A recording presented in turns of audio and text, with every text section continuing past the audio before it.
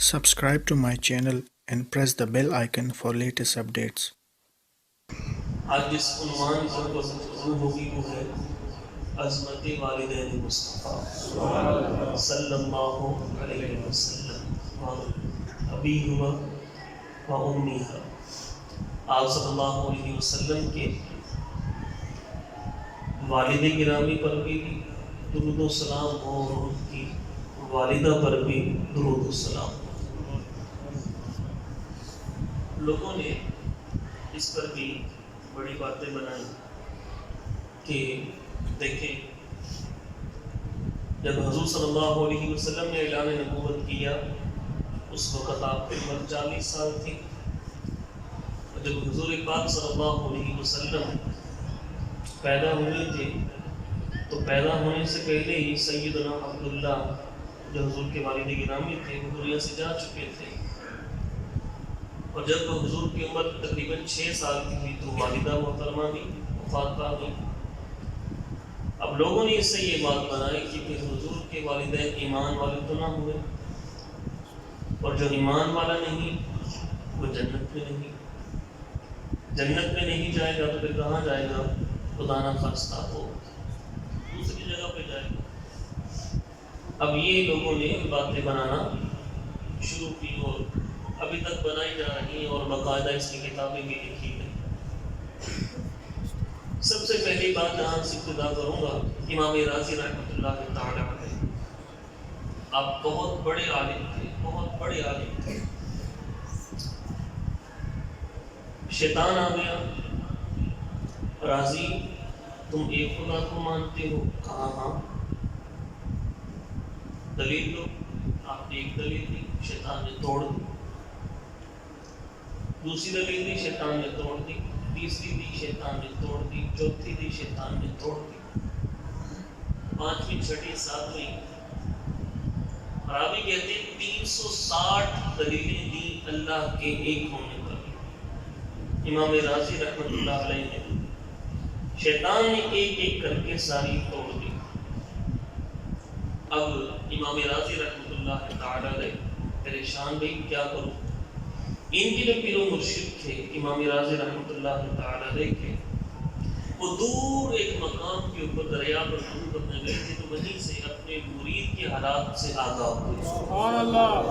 اور پانی لیا اور چھینٹا ایسے مارا اور جا کر وہ لگا ان کے منہ میں امام رازی کو. فرمایا رازی یہ کیوں نہیں کہہ دیتا میں اللہ کو بغیر دلیل کے ایک مانتا ہوں.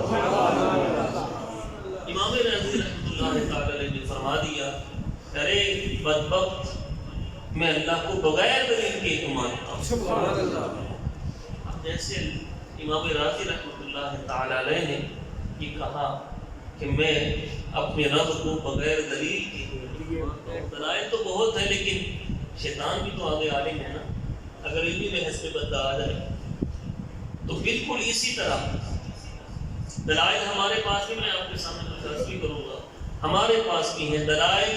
اگر ہمارے سامنے نہ بھی ہوتے تب بھی ہم یہ کہتے کہ ہم بغیر دلیل کے حضور کے والدین کو جنتی مانتے ہیں. بغیر دلیل کے ہم حضور صلی اللہ علیہ وسلم کے والدین کو جنتی مانتے ہیں. تو وہ لوگ جو حضور کے والدین کو بنے کہ بھئی وہ مسلمان نہیں تھے، وہ جنتی نہیں تھے، اپنے دل پہ ہاتھ رکھ کے بتائیں کیا حضور کو اس سے تکلیف نہیں ہوتی ہوگی؟ حضور کو اس سے تکلیف نہیں ہوتی ہوگی. اور اللہ نے قرآن پاک میں فرمایا ان الذین یؤذون اللہ ورسولہ لعنہم اللہ فی الدنیا والآخرہ، کہ جو اللہ اور اس کے رسول کو تکلیف دیتا ہے اللہ تعالیٰ کی اس پر دنیا میں بھی لعنت ہے اور آخرت میں بھی لعنت ہے. تو اللہ تعالیٰ ہمیں ایسے لوگوں سے محفوظ رکھے. کل قیامت کا دن ہوگا، اللہ تعالیٰ نے مقام محمود حضور کو عطا کرے. فرمایا وَلَسَوْفَ يُعْطِيكَ رَبُّكَ فَتَرْضَىٰ، کہ محبوب ہم آپ کو اتنا دیں گے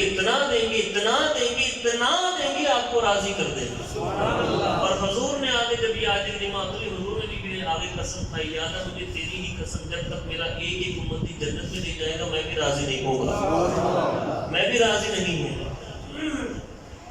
اب ایک امتی تو جائے جنت میں اور مقام رضا کا تاج وہ بھی حضور کے سر پہ.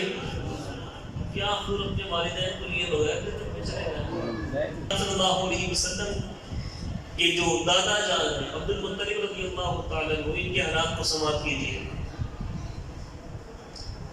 اصحاب فیل کا واقعہ آپ میں سے اکثر لوگوں نے سنا ہوگا۔ سورہ فیل، الم تر کیف فعل ربک باصحاب الفیل، یا صلی اللہ علیہ وسلم کی پیدائش سے چند ماہ پہلے رونما ہوا تھی۔ پیدائش نہیں ہوئی تھی، پیدائش ہو رہی ہے، یہ توجہ رکھیے گا اس بات پہ، پیدائش نہیں ہوئی تھی۔ اصحاب فیل کا واقعہ آپ صلی اللہ علیہ وسلم کے دنیا میں آنے سے چند ماہ پہلے کا۔ اللہ تعالیٰ کیا فرماتا ہے؟ الم تر کیف فعل ربک باصحاب الفیل، محبوب کیا تم نے نہیں دیکھا تھا کہ ہم نے اصحاب فیل کے ساتھ کیا معاملہ کیا؟ کیا تم نے نہیں دیکھا تھا؟ اس پہ غور کریں۔ الم تر، کیا تم نے نہیں دیکھا تھا؟ بات یہ ہے کہ حضور تو اس وقت پیدا ہی نہیں ہوئے تھے، حضور تو اس وقت دنیا میں تشریف ہی نہیں لائے تھے۔ یہ جو فرمایا الم تر کیف فعل، تو پھر وہی کہ اللہ تعالیٰ کے پیارے محبوب صلی اللہ علیہ وسلم نے ارشاد فرمایا، کائنات میں سب سے پہلے اللہ تعالیٰ نے میں محمد مصطفیٰ کے نور کو پیدا کیا، اور آپ صلی اللہ علیہ وسلم یا رسول اللہ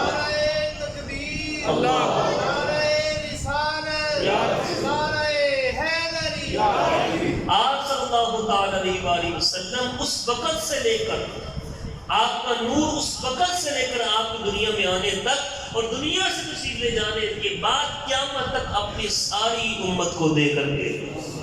میں الم تر کیف فعل ربک، ہم وہاں موجود، کوئی مجھ سے کہے کہ آپ کل یہاں پہ کیا ہوا آپ نے دیکھا؟ میں کل یہاں پہ موجود، میں کہہ سکوں میں نے دیکھا؟ میں نے نہیں دیکھا کل یہاں پہ کیا ہوا، پرسوں یہاں پہ کیا ہوا، چوتھ یہاں پہ کیا ہوا، میں نے نہیں دیکھا۔ اسی سے کہا کیا تم وہاں کل نہیں تھے یہاں پہ؟ اسی سے کہا جاتا ہے جو کل یہاں پہ موجود ہو۔ الم تر کیف فعل ربک باصحاب الفیل، خیر ہوا کیا؟ ابرہہ یہ اس کو گورنر بنایا یمن کا، بادشاہ نے، عیسائیوں کا بادشاہ تھا۔ لوگ کیا کرتے تھے؟ لوگ یہ کرتے تھے کہ خانہ کعبہ آتے تھے، ابراہیم علیہ السلام کے زمانے سے لے کر تمام لوگ خانہ کعبہ پہ آ کے طواف کرتے تھے۔ اگرچہ خانہ کعبہ ملک آ چکے تھے لیکن پھر بھی وہ خانہ کعبہ کو رخ کرتے تھے اور ہر سال حج کی تیاری بھی کرتے، حج کرنے بھی آتے۔ اب عیسائیوں نے کہا، جو ابرہہ تھا اس نے کہا یہ ایک کمرہ ہے، بس اس کمرے کی وجہ سے اس پوری دنیا سے لوگ یہاں پہ آتے ہیں، ہم بھی بناتے ہیں۔ اس ابرہہ نے کیا کیا؟ اس نے یمن کے قریب ایک خانہ کعبہ جیسا کمرہ بنا لیا، خانہ کعبہ جیسا کمرہ بنا لیا۔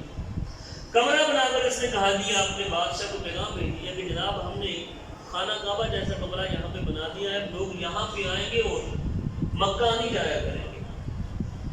مکہ کے ایک شخص تھے، بنی کنانہ میں سے تھے، ان کو غصہ آیا، وہ وہاں پہ گئے یمن میں، اور جا کر رات کے وقت انہوں نے ٹائم دیکھا اور ٹائم لگا کر اندر گئے، وہاں پہ پیشاب بھی کر دیا، پخانہ بھی کر دیا۔ جو جھوٹا انہوں نے خانہ کعبہ بنایا، پیشاب بھی کر دیا، پخانہ بھی کر دیا اور واپس آ گئے۔ جب صبح ہوئی وہ دربان میں تھے اس کمرے کے، آئے دیکھا پیشاب بھی ہے، پخانہ بھی ہے، وہ بڑے ناراض ہوئے۔ وہ جا کے ابرہہ کو بتایا کہ ابرہہ وہ تو یہاں پہ کسی نے پیشاب بھی کر دیا۔ ارے کس نے کیا؟ ہاں مکہ سے ایک بندہ آیا تھا، اسے مکہ سے آیا تھا، اب اس نے قسم کھائی میں جا کر خانہ کعبہ کو گراؤں، میں خانہ کعبہ کو گراؤں گا۔ اب ہوا کیا؟ ابرہہ نے لشکر لیا، لشکر بھی ہاتھیوں کا تھا، ہاتھیوں کا لشکر لیا اور خود ایک سب سے بڑے ہاتھی کے اوپر، سفید رنگ کا ہاتھی، اس کے اوپر بیٹھا مکہ کی طرف آ گیا۔ اب جب مکہ کے قریب پہنچا اس نے کہا کہ بھئی مکہ والوں کو تنگ کرو، یہ تنگ کریں گے، ہمیں چھیڑیں گے، ہم ان سے حملہ کر دیں گے، ان کو جواز پیدا کرنا تھا۔ اب ہوا کیا؟ یہ مکہ کے قریب آیا، اس کے لوگوں نے مکہ کے لوگوں کے جو جانور تھے اس کو قید کر لیا۔ بیچ میں جناب عبد المطلب رضی اللہ تعالیٰ عنہ کے اونٹ بھی آ گئے، ان کے اونٹ آ گئے جناب عبد المطلب رضی اللہ تعالیٰ عنہ کے اونٹ۔ اب اس نے پیغام دے دیا مکہ تم شہر چھوڑ دو، وگرنہ ہم ایسا حملہ کرنے والے ہیں کہ یہ سارا تباہ ہو جائے۔ جناب عبد المطلب رضی اللہ تعالیٰ عنہ یہ مکہ پاک کی آب زمزم کے متولی بھی تو یہی ہے نا. واقعہ سنا نا, کئی دفعہ میں نے آپ کو سنایا بھی, جمعے میں بھی سنایا, ویسے محفل میں سنایا. آب زمزم جو دوبارہ نکالا نا, اللہ نے عبد المطلب رضی اللہ عنہ کی ڈیوٹی لگائی تھی. تو اللہ نے کسی کافر کی ڈیوٹی لگائی؟ نہیں, کسی کافر کی نہیں. جو اس وقت سب سے اللہ کے محبوب بندے تھے, اللہ نے ان کی ڈیوٹی لگائی تھی. عبد المطلب رضی اللہ تعالیٰ انہوں نے دوبارہ زمزم کی کنویں کو کھودا تھا. اچھا, جناب عبد المطلب اب ابرہہ کے پاس چلے گئے. ابرہہ کے جب پاس گئے تو جو اس کا خادم تھا اس سے کہا کہ میں ابرہہ سے ملنا چاہتا ہوں. اس نے جب جناب عبد المطلب کو دیکھا نا تو آپ کی پیشانی پہ نور مصطفیٰ چمک رہا.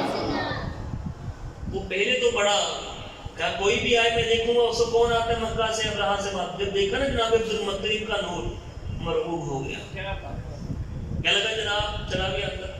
ابرہہ سے لگا جناب وہ مکہ کے سردار عبد المطلب آئے ہیں. ابرہہ بھی بڑا جوش میں آیا, کون ہے, میں نہیں آتا, میں نہیں ملاقات کروں گا. پھر کہا نہیں آپ ملاقات کر لیں, آنے دو اس کو بیٹھنے نہیں دینا, عبد المطلب کو بیٹھنے نہیں دینا یہاں پر. جب جناب عبد المطلب ابرہہ کے سامنے گئے تو کیا ہوا معاملہ یہ بنا. جب ابرہہ کے سامنے گئے معاملہ یہ ہوا کہ ابرہہ جو پہلے تو تھا نا یہ کروں گا وہ کروں گا, اٹھ کے کھڑا ہو گیا. جناب عبد المطلب کو اپنے ساتھ بٹھایا. آپ کس لیے آئے, کیا نام ہے آپ, کس کوئی کیا غرض ہے؟ آپ نے کہا میں اپنے جانور لینے آیا ہوں, میں اپنے جانور لینے آیا. ابرہہ نے کہا میں تو یہ سمجھا تھا شاید آپ یہ کہ حملہ نہ کریں, یہ آپ مجھ سے کہیں گے, لیکن آپ نے تو بہت چھوٹی سی چیز مانگی.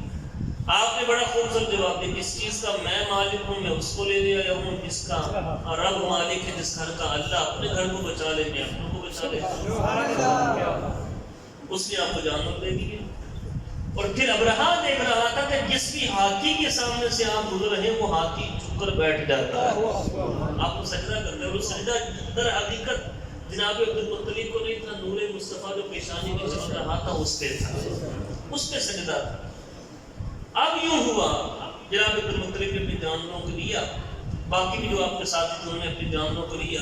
پھر آپ نے مکہ میں اعلان کر دیا بھئی مکہ والوں شہر کو خالی کر دو, اللہ کا عذاب نازل ہونے والا ہے. اب یہ جو بات ہے میرے بھائی, کس کو خبریں ملتی تھی, کس کو خبریں ملتی تھی؟ کسی بے ایمان کو خبریں ملتی تھی یا ایمان والے؟ یہ کس کو خواب آیا تھا؟ عبد المطلب اٹھو, برہ کھودو, طیبہ کھودو, زمزم کھودو. یہ بے ایمان کو خواب آتے تھے یا ایمان والے کو آتے تھے؟ یہ زمزم کا کنواں کسی بے ایمان نے کھودا تھا یا ایمان والے نے کھودا تھا؟ اللہ نے اس کی مکمل حفاظت فرمائی, کسی بے ایمان کو اس زمزم کے کنویں کے پاس بھی نہیں آنے دیا. اسے یہ کھودا کنواں جو کھودا گیا زمزم کا, جناب عبد المطلب نے کھودا. اور پھر کیا ہوا آگے؟ پھر جب ابرہہ نے حملہ کرنا چاہا, پھر وہ جو پرندے آئے, پھر انہوں نے اپنی چونچوں میں اپنے پنجوں میں کنکریاں لی تھیں, وہ آپ سورہ فیل میں پڑھ سکتے ہیں. بات کرنے کا مقصد یہ کہ جو ہاتھیوں نے سجدے کیے وہ کس کو کیے تھے؟ ایمان والے کو کیے. اور وہ جناب عبد المطلب رضی اللہ تعالیٰ, یہ میرے آقا صلی اللہ علیہ وسلم کے دادا جان, جن کے بارے میں حضور جنگ کے دوران کہتے تھے انا نبی لا کذب, میں وہ نبی ہوں جو جھوٹا نہیں ہوں, انا ابن عبد المطلب, اور میں عبد المطلب کا بیٹا ہوں جو بھاگنے والا نہیں. اللہ تعالیٰ ہم سب کو پیارے آقا صلی اللہ علیہ وآلہ وسلم کے والدین کے ایمان کے صدقے ہمیں جنت عطا فرمائے. پھر آگے سنیے, اللہ اکبر. جب حضور صلی اللہ علیہ وسلم کی پیدائش ہوئی, آپ کی ولادت باسعادت ہوئی, نام رکھنے کی باری آئی. نام کیا رکھا؟ محمد صلی اللہ علیہ وسلم. یہ نام کس نے رکھا ہے؟ جناب عبد المطلب نے نام رکھا تھا. اور یہ نام اس سے پہلے نہیں رکھا گیا, یہ الہامی نام, یہ الہامی نام ہے. اس سے پہلے محمد نام نہیں تھا دنیا میں. یہ اللہ نے اپنے محبوب کے لیے چنا ہوا تھا, جیسے محبوب چنے ہوئے تھے ایسے نام بھی چنا ہوا تھا. اور وہ نام کا الہام اللہ نے کس نے کیا تھا؟ جناب عبد المطلب کے اوپر کیا. اللہ تعالی ہم سب کو آپ صلی اللہ تعالی علیہ وآلہ وسلم کے والدین کے ایمان کے صدقے ہمارے ایمان کی حفاظت فرمائے. اب یہ حدیث پاک سنیے، ترمذی کے اندر یہ حدیث پاک امام حاکم نے اس کو نقل کیا، امام بہقی نے، امام حیثمی نے. آپ صلی اللہ تعالی علیہ وآلہ وسلم نے کچھ سنا اپنے خاندان کے حوالے سے. جان عباس یا رسول اللہ صلی اللہ علیہ وسلم فقانہ سمع شیئا، جناب عباس رضی اللہ تعالیٰ حضور کے پاس آئے، گویا کہ انہوں نے کچھ چیز سنی ہوئی تھی. آپ صلی اللہ علیہ وسلم کے حوالے سے کچھ چیزیں انہوں نے نازیبا سنی، حضور کو جا کر بتائی. حضور نے کیا کہ فقام النبی علی المنبر، آپ صلی اللہ علیہ وسلم منبر پاک کو جلوہ فرما ہوئے. فقال من انا، لوگوں بتاؤ میں کون ہوں. صحابہ اکرام نے عرض کی انت رسول اللہ وعلیکم السلام، آقا آپ اللہ کے رسول ہیں اور آپ پر سلام. حضور نے فرمایا سنو میں اللہ کا رسول ہوں، لیکن آپ کے حضور نے خود اپنا پاک نسب بیان فرمایا. فرمایا لوگوں سنو انا محمد بن عبداللہ، لوگوں میں عبداللہ کا بیٹا محمد ہوں. اور عبداللہ کا معنی کیا ہے؟ عبداللہ کا معنی ہے اللہ کا بندہ. عبداللہ کا معنی کیا ہے؟ اللہ کا بندہ. جو اللہ کا بندہ ہو وہ بے ایمان ہوتا ہے کہ ایمان والا؟ حضور نے منبر پاک پہ یہ فرمایا لوگوں سنو انا محمد میں محمد ہوں بن عبداللہ بن عبد المطلب، میں عبداللہ ہوں. عبداللہ میرے باپ کا نام اور عبد المطلب میرے باپ کے باپ کا نام. اور پھر آگے آپ صلی اللہ علیہ وسلم نے فرمایا یہ الفاظ توجہ کے ساتھ، ان اللہ خلق الخلق، اللہ نے ساری مخلوق کو پیدا کیا. فجعلنی فی خیرہم فرقہ، اللہ نے سب سے جو افضل گھرانہ تھا اس میں مجھے بنایا. جو سب سے افضل گھرانہ تھا حضور فرماتے ہیں اللہ نے مجھے اس میں سے بنایا. ثم جعلہم فرقتین، پھر میرے خاندان کے دو ٹکڑے کیے، دو گروہ بنے، دو قبیلے میرے خاندان کے دو گروہ بنے. فرمایا فجعلنی فی خیرہم فرقہ، اللہ نے اس میں سے جو بہتر تھا اس میں مجھے بنایا.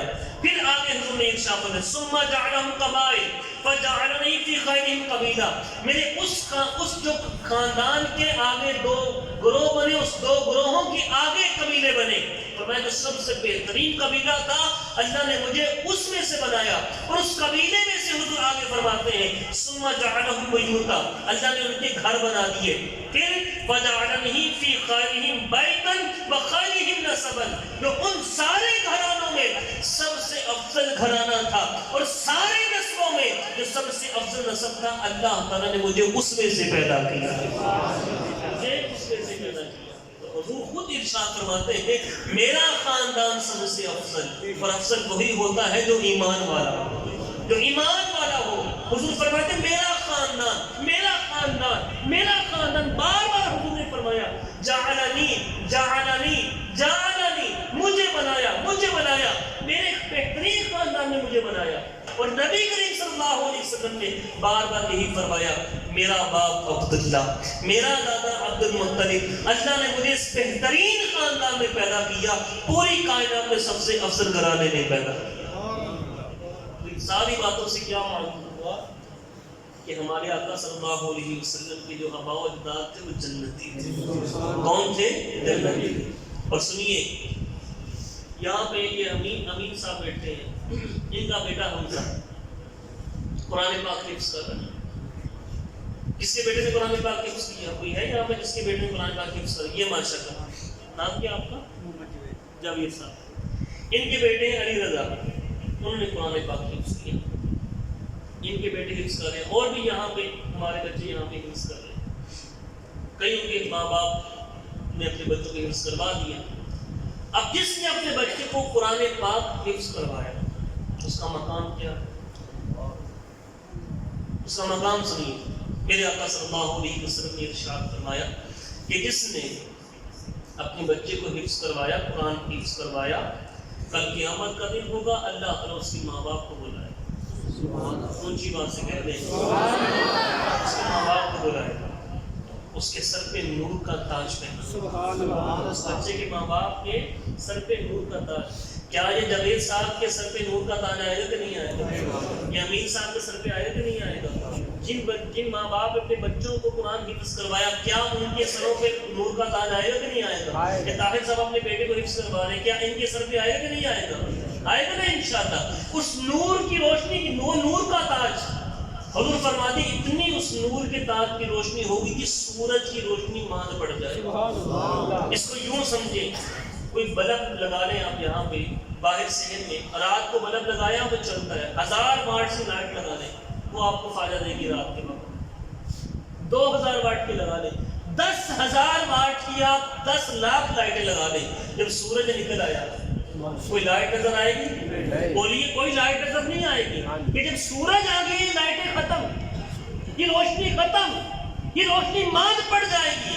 حضور فرماتے وہ جو ماں باپ کو تاج پہنایا جائے گا نا، حافظ قرآن کے ماں باپ کو جو تاج پہنایا جائے گا اس کے نور کی اتنی روشنی ہوگی کہ سورج کی روشنی ماند پڑ جائے گی، سورج کی روشنی ماند پڑ جائے گی۔ میرے بھائیوں یہ تو ان کا مقام ہے کہ تیرے میرے بچے کو حفظ کرے تو ہمارے سروں کے اوپر ایسا نور کا تاج آ جائے کہ جس کی روشنی کے سامنے سورج بھی جھک جائے، سورج بھی شرما جائے، اس کی روشنی بھی ختم ہو جائے۔ تو نبی الانبیاء محمد مصطفیٰ جن کے صدقے ہمیں قرآن ملا، تو کل قیامت کے دن ان کے ماں باپ کا عالم کیا ہوگا، ان کا کیا مقام ہوگا، ان کے نور کا عالم کیا ہوگا۔ یہ تیرا میرا بچہ کو حفظ کر دے، میرے سر پہ تاج آ جائے، ان کے سر پہ تاج آ جائے نور کا، تو جس کے صدقے ہمیں قرآن ملا، جنہوں نے ہمیں قرآن عطا کیا، ان کے ماں باپ کے اوپر اللہ تعالیٰ کیسا مقام عطا فرمائے۔ میرے آقا صلی اللہ علیہ وسلم کے والدین کریمین جنتی، اور یہ دعا کیا کرے یا اللہ ان کے ایمان کے صدقے ہمیں جنتی بنا، ہمارے ایمان کی حفاظت فرما۔ پھر آگے سنیے، نوح علیہ السلام، یونس علیہ السلام مچھلی کے پیٹ میں رہے، مچھلی کے پیٹ میں رہے کتنے دن؟ 30 40 70 دن تک آیا، مختلف روایات میں مچھلی کے پیٹ میں رہے۔ حدیث پاک میں آیا یونس علیہ السلام جس مچھلی کے پیٹ میں رہے وہ مچھلی جنت میں جائے گی۔ کیوں؟ نبی وہاں تشریف فرما، نبی وہاں تشریف فرما تھے۔ جس جگہ نبی، جس مچھلی کے پیٹ میں نبی 30 دن رہے، چند دن رہے، وہ مچھلی جنت میں جائے، تو جس کے پیٹ میں، جس آمینہ کے پیٹ میں نبی 9 مہینے رہے، وہ جنت میں نہیں جائے گی۔ وہ نہیں جائے گی تو اور کون جائے گا؟ اور کون جائے گا؟ اللہ سمجھ عطا فرمائے ان لوگوں کو۔ میرے آقا صلی اللہ علیہ وسلم کے والدین کا مقام بہت اونچا، بہت اونچا، ہماری سمجھوں سے ماورا۔ اور پھر سنیے جو حضور کے قریب ہونا چاہتا ہے، ایک ہمارے بزرگ ہوئے امام جلال الدین سیوطی رحمۃ اللہ تعالی، کیا نام ہے؟ جلال الدین سیوطی۔ ایک ہوتا ہے حضور کی زیارت آنکھیں بند کر کے ہونا، خواب میں ہونا، نیند میں ہونا، اللہ ہم کو نصیب فرمائے، گھر واپسی سے نصیب فرمائے۔ حضور کی زیارت آنکھیں سوئے ہوئے تھے، زیارت ہو گئی، بڑی خوش بختی، بڑی خوش بختی۔ لیکن یہ جلال الدین سیوطی رحمۃ اللہ تعالی نے وہ بزرگ ہیں کہ حضور نے جاگتی آنکھوں کے ساتھ اونچی آواز سے بولیے، جاگتی آنکھوں کے ساتھ جلال الدین سیوطی رحمۃ اللہ تعالی نے حضور کی زیارت کی۔ کتنی مرتبہ؟ 1 مرتبہ نہیں، 2 مرتبہ نہیں، 10 نہیں، 20 نہیں، 72 مرتبہ حضور کی جاگتی آنکھوں کے ساتھ زیارت کی۔ وجہ کیا تھی؟ علماء نے وجہ ڈھونڈی۔ یہ محدث تھے، محدث تو اور بھی بہت تھے، مفسر تھے، مفسر تو اور بھی بہت تھے، ان کو زیارت نہیں ہوئی۔ ارے مفتی تھے، مفتی تو اور بھی بہت تھے، ان کو زیارت نہیں ہوئی۔ فقیہ تھے، فقیہ تو اور بھی بہت تھے، ان کو زیارت نہیں ہوئی۔ عالم تھے، عالم تو اور بھی بہت تھے، ان کو ایسے زیارت نہیں ہوئی۔ وہ عبادت گزار تھے، عبادت گزار اور بھی بہت تھے، ان کو زیارت نہیں۔ آخر وجہ کیا ہے؟ جلال الدین سیوطی ہی کیوں چنا گیا؟ اسی کو کیوں 70 مرتبہ حضور کی جاگتی ہوئی زیارت کی؟ کہا ہاں ایک وجہ نظر آتی ہے۔ لوگوں نے پوچھا وہ کیا؟ وہ وجہ یہ تھی، انہوں نے 7 کتابیں حضور کے والدین کی شان میں لکھی، 7 کتابیں حضور کے والدین کی شان میں لکھی تھی۔ حضور اتنا خوش ہوئے، اتنا ان سے خوش ہوئے کہ اپنی زیارت 70 مرتبہ ان کو کروا دی، 72 مرتبہ زیارت کروا دی۔ اگر حضور کا قرب چاہیے، حضور کے والدین کی عزت کرو۔ آپ حضور کے والدین کریمین کو احسان ثواب کیا، اللہ ہمیں نصیب فرمائے۔ آپ کیا، اللہ یہ بھی قبول فرمائے گا۔ پھر برکتیں آپ خود دیکھیے۔ حضور کتنا خوش ہے، حضور راضی ہوئے تو اللہ راضی ہو گیا۔ اللہ تعالی ہم سب کو پیارے آقا صلی اللہ تعالی علیہ وسلم کے والدین کے ایمان کے صدقے ہمارے ایمان کی حفاظت فرمائے، ہم سب کی بے حساب و کتاب بخشش و مغفرت فرمائے۔ وآخر دعوانا ان الحمد للہ۔